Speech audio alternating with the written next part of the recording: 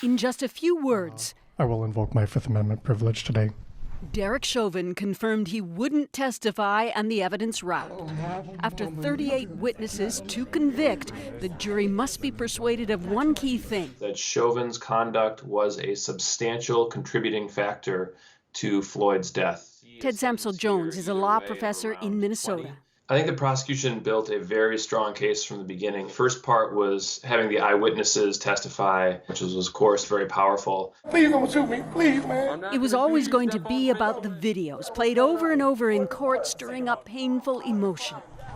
Oh, my God. Those who witnessed Floyd's death told jurors they still suffer, like the teenager who took that viral video. It's been nights. I stayed up, apologizing to George Floyd for not doing more. Prosecutors set out to prove Chauvin used excessive force outside his training, and his boss, the police chief, concurred. Once Mr. Floyd had stopped resisting, and certainly once he was in distress and trying to verbalize that, that should have stopped. That's never happened in American history. We've never seen a police chief testify against one of their own. Secondly, a suite of medical experts, including a pulmonologist who testified with certainty that Floyd died from low oxygen caused by Chauvin's weight on his neck and back.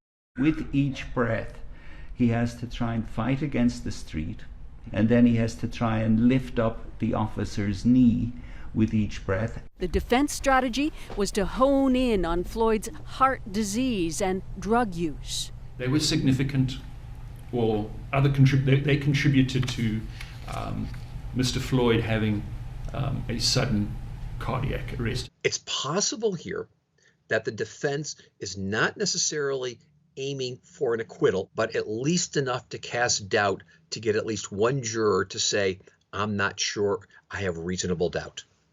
That's all it will take. One juror to doubt, which could result in a hung jury.